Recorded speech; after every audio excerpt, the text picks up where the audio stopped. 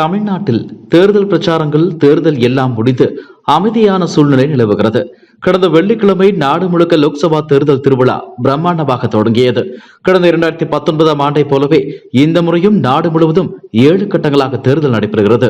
கடந்த வெள்ளிக்கிழமை 2024 மக்களவைத் தேர்தலுக்கான முதற்கட்ட வாக்குப்பதிவு நடந்தது.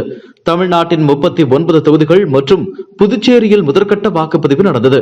தமிழ்நாட்டில் மொத்தம் 950 வேட்பாளர்கள் களத்தில் இறங்கினர். நாடு முழுவதும் 21 மாநிலங்களில் உள்ள 102 லோக்சபா தொகுதிகளுக்கு முதற்கட்டமாக தேர்தல் நடந்தது. இந்த நிலையில்தான் லோக்சபா தேர்தலுக்கு பின்பாக சசிகலா எழுச்சி இருக்கலாம் என்று அரசியல் வட்டாரத்தில் பேச்சுக்கள் எழுந்துள்ளன.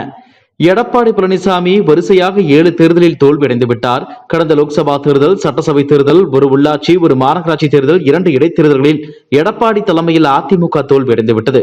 இனி 8வதாக ஒரு தேர்தலில் அதிமுக தோல்வியடைந்தால் அது எடப்பாடிக்கு பெரிய பிரஷராக மாறும். அது எடப்பாடியின் தோல்வியாக மாறும். இதனால் அதிமுக உள்ளே சசிகலாவிற்கு ஆதரவாக மீண்டும் ஒரு குழு உருவாக்கும் என்று விவாதங்கள் வைக்கப்படுகின்றன. சசிகலாவின் எழுச்சியாக இது இருக்கும் என்று ஒரு விவாதம் எழுந்துள்ளது. இதுபோக பிரபல கட்சியில் இருக்கும் நிர்வாகி ஒருவர் வேறு கட்சிக்கு மாறலாம் என்றும் கூறப்படுகிறது.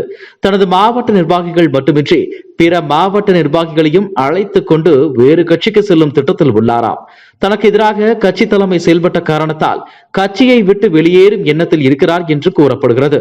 முக்கியமான பொறுப்பில் உள்ள அவர் கட்சியை உடைத்துக் கொண்டு செல்லும் முடிவில் உள்ளார். இதனால் சில கசப்பான விஷயங்களை எதிர்கொள்ள நேரிட்டாலும் கூட மேலிடத்திற்கு பாடம் கற்பிக்க வேண்டும் என்று இவர் கட்சியை விட்டு செல்லும் முடிவை எடுத்துள்ளதாகவும் அல்லது கட்சியை மொத்தமாக உடைக்கும் முடிவிற்கு வந்துவிட்டார் என்கிறார்கள். மேல்மட்ட நிர்வாகிகளோ அவர் செல்வது ஓகே, ஆனால் கட்சியை எல்லாம் உடைக்க முடியாது, பல நிர்வாகிகளை அழைத்துக் கொண்டு செல்ல வாய்ப்புள்ளது, அதற்கு மேல் ஏதும் நடக்க வாய்ப்பு இல்லை என்கிறார்கள். என்ன நடக்கப் போகிறது என்பதை ஜூன் 4க்கு பிறகு தெரிந்து கொள்ளலாம். இதுபோன்ற செய்திகளை மேலும் தெரிந்து கொள்ள எங்களது யூடியூப், Facebook மற்றும் Twitter ஆப்களை சப்ஸ்கிரைப் செய்யவும்.